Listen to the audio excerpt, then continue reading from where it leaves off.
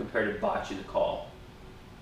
And then he also mentioned, as far as community goes, you are always the principal. That will never change.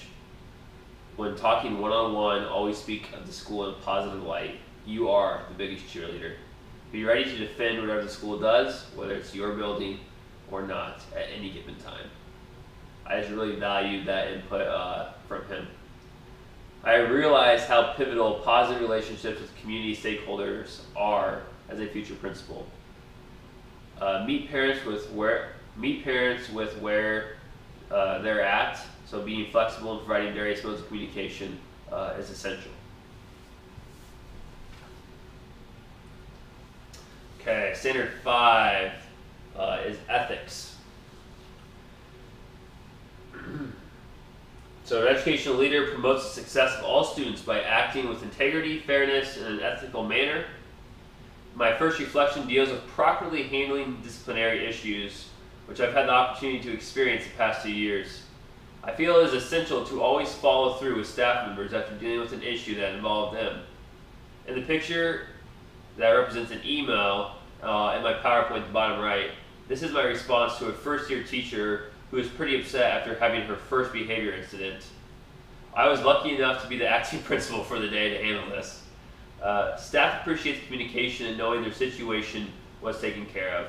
Whether it is truly a big deal or not, if a student is sent to the office from a staff member, every situation must be treated seriously to respect the staff member and to resolve the issue. My second reflection deals with dealing with the most difficult students. And hopefully, as an aspiring assistant principal someday, this job usually gets to know these students very well. I had the privilege to attend 2 events where Brian Bendler was a keynote speaker. Brian has severe undiagnosed ADHD and reading difficulties. Brian began disrupting classes in 4th grade. He believed his peers would laugh at him for being dumb, so he made sure that they laughed at him for being bad instead. He was defiant, disruptive, and relatively unmotivated. By the 6th grade, his academic skills were so below grade level that he was pulled/kicked out of school. He is now a renowned speaker who helps teachers and administrators with handling the most disruptive students. He is a powerful speaker who truly challenged my perspectives. He taught me that student behaviors equal student solutions. And as educators, we need to focus on student problems and not their solutions. So if they are being disruptive, that is their solution to their problem. We often get tied up in the solution, the disruptiveness, or we should be focusing on the actual problem of what's causing them to act like that.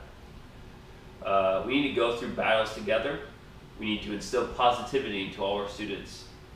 And my favorite thing I learned is discipline should be guiding and relearning opportunities, not punishment.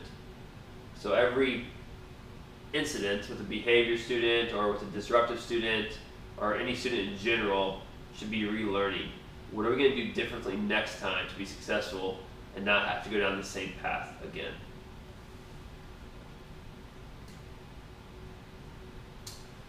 Okay, standard 6, societal context. When I first started at Maturbo and learned about the 6 standards, this one didn't really jump out to me, and I didn't pay much attention to it, to be honest. However, as I progressed through the program, I started to understand the significance of Standard 6. Through attending various school board meetings and studying our currently unstable state government, I have become very aware of the amount of changes that can happen with just a year in school districts. It is essential as a future administrator to build a very positive relationship with the school board, one that is transparent and built on trust. My hope is that the school board and the administration all want what is best for kids. I hope we're in the same boat, rowing in the same direction for a common goal. They play a huge role in dictating how the school operates. Another important component is staying updated with all the different policy changes. School administrators of Iowa, or SAI, do a great job of providing lots of digital information and resources to be helpful and make our jobs a little easier as administrators.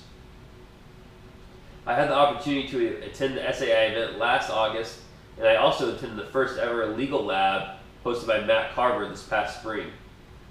Both were very full of valuable information and allowed me to network well with current administrators. You never know if our paths will cross again, so I really enjoy connecting with current admin. Lastly, my second reflection deals with the school safety. As our world is becoming more and more dangerous with school shootings and sex trafficking right here in Iowa, and unsupported mental health issues, it is important for schools to become as safe as possible for our students. So Scott Kelly, our middle school principal, Chris Byam, who's a high school principal, and myself attended the Iowa School Safety Conference by the Iowa Association of School Resource Officers excuse me, this past June to reflect on how we can make our schools more safe for our students. I heard some very great speakers. Rich Wachowski, he is a former FBI agent. He pretty much is just with safety for children and technology, and they're both really interesting. Okay, so I kind of put my top 6 most beneficial work samples from Viterbo. I have my top 3 on the left side. The number 1 was my 100-day entry plan. So I had the great opportunity as a teacher who's been teaching for a year and a half to interview for our assistant principal job or our school improvement leader position. I interviewed with over 30 candidates, and I brought in my 100-day plan, and it was super helpful. I received a lot of positive feedback by it. Along with this class, we also made a visual, and I made a brochure that I also got to use in my interview. I came down to me and then the lady who got hired from Des Moines for this job. So I was second choice, I guess, but out of 50 candidates and only teaching for a year and a half, I took that as a great learning opportunity and positive. The second was from Lisa Hill's 603 class in our DISC profile. It really allowed me to identify what type of leader I am. I'm a high I and a small D, so it's pretty interesting to just kind of find out what I am, and it's pretty accurate. 3, educational family engagement 609. My biggest thing out of that class was just the relationship I built with Matt Blackmore, who's the principal for Carlisle. His assistant principal now, Seth Polberg, was my practicum teacher, one of my basketball coaches at Bondurant. So it's kind of a small world, but man, getting to know Matt, his passion for leadership just really inspired me. He practiced interview questions with me for my assistant principal interview. He showed me his cover letter and a resume of his for my future admin jobs. He has been nothing but supportive. The day of my interview, he emailed me and said good luck.